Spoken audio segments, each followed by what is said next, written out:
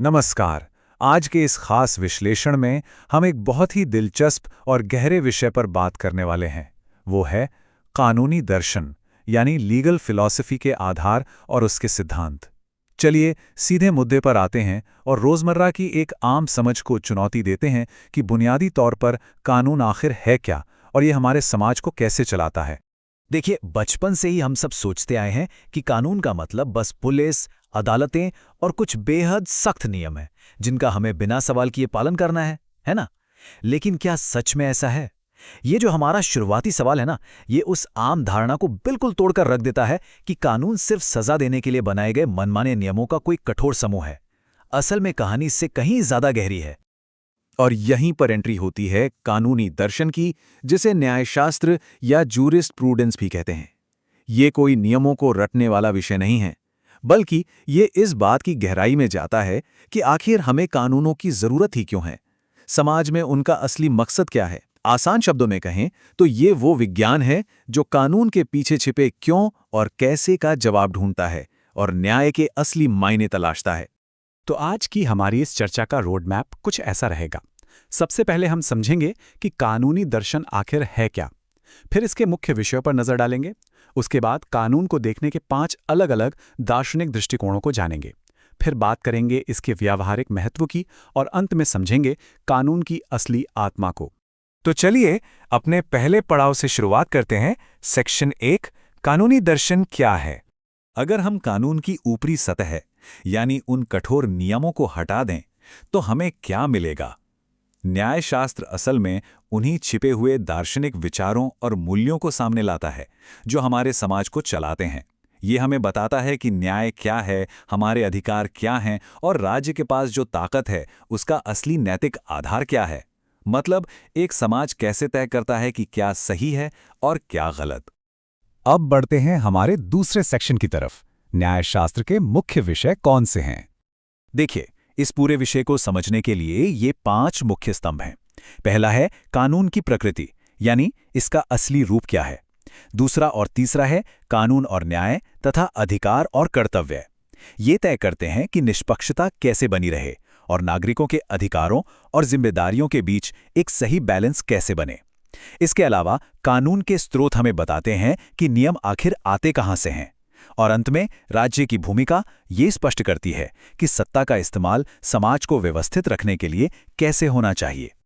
अब ये जो कानून के स्रोत है ना, ये कोई रातों रात नहीं बन गए। ये एक लंबी यात्रा है। सबसे पहले शुरुआत होती है प्रथा या कस्टम्स से, यानी वो परंपराएं जो सदियों से समाज में चली आ रही थीं। फिर समय के साथ जब लोगों में विवाद होने लगे तो अदालतों ने फैसले सुनाए जिन्हें हम न्यायिक निर्णय या प्रेसिडेंस कहते हैं। और फिर आज के आधुनिक दौर में सरकारों और संसदों ने इन्हीं फैसलों और ज़रूरतों को मिलाकर एक व्यवस्थित विधान यानी लिखित कानून बना दिया। चलिए अब आते हैं सबसे दिलचस्प हिस्से पर। सेक्शन 3, कानून के 5 दार्शनिक दृष्टिकोण। इतिहास गवाह है कि सदियों से इस बात पर जोरदार बहस होती रही है कि कानून को ताकत मिलती कहां से है। अलग अलग दौर में इंसानों ने न्याय को अलग अलग चश्मे से देखा है। ये जो 5 मुख्य सिद्धांत हैं, प्राकृतिक, विश्लेषणात्मक, ऐतिहासिक, समाजशास्त्रीय और यथार्थवादी सिद्धांत, ये उसी एक बुनियादी सवाल के अलग अलग जवाब हैं। आइए इन्हें थोड़ा और करीब से समझते हैं। यहां हमारे सामने 2 बिल्कुल विपरीत विचार हैं।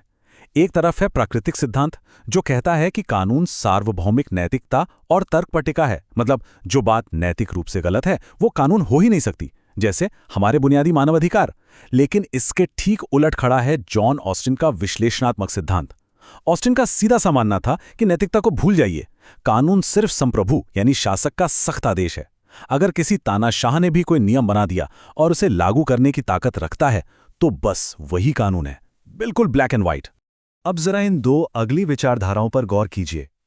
ऐतिहासिक सिद्धांत मानता है कि कानून किसी फैक्ट्री या संसद में अचानक नहीं बनता, बल्कि यह एक पेड़ की तरह समाज की गहरी परंपराओं और इतिहास से अपने आप पनपता है। वहीं दूसरी तरफ है समाज शास्त्रीय सिद्धांत। ये कहता है कि कानून का मुख्य काम आज की सामाजिक जरूरतों को पूरा करना और लोगों का कल्याण करना है। जहां ऐतिहासिक सिद्धांत हमारी जड़ों यानी अतीत को देखता है, वहीं समाजशास्त्रीय सिद्धांत वर्तमान और भविष्य की जरूरतों पर फोकस करता है ना दिलचस्प? और फिर आता है यथार्थवादी सिद्धांत, जो एक बहुत ही हैरान करने वाली लेकिन सच्ची बात कहता है। ये सारे बड़े बड़े आदर्शों को किनारे रखकर कहता है कि देखिए, किताबों में क्या लिखा है उससे ज्यादा फर्क नहीं पड़ता। असल कानून वो है जो अदालत में बैठा एक जज तय करता है, क्योंकि जज भी तो इंसान हैं, उनके भी अपने अनुभव और पूर्वाग्रह होते हैं। तो असली कानून वो है जो कोर्ट रूम की चार दीवारी के अंदर हकीकत में लागू होता है। अब बढ़ते हैं सेक्शन 4 की ओर। आखिर कानूनी दर्शन मायने क्यों रखता है? शायद आप सोचें कि ये सब तो बस किताबी बातें हैं, लेकिन ऐसा बिल्कुल नहीं है। इस दर्शन का सीधा असर हमारी असली जिंदगी पर पड़ता है। ये नए कानून बनाने में नीति निर्माताओं का मार्गदर्शन करता है। ये जजों को जटिल मुकदमों में सही फैसला लेने की स्पष्टता देता है। और सबसे बड़ी बात, ये तय करता है कि राज्य अपनी शक्ति का इस्तेमाल लोगों की भलाई के लिए कैसे करेगा। सही मायनों में दर्शन और व्यवहार के मिलने से ही समाज और राज्य का रिश्ता मजबूत होता है।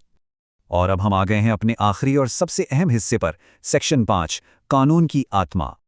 हमारी आज की ये पूरी चर्चा इस एक बेहद शक्तिशाली विचार पर आकर टिक जाती है। कानून केवल नियमों का समूह नहीं, बल्कि सामाजिक न्याय और व्यवस्था स्थापित करने का साधन है।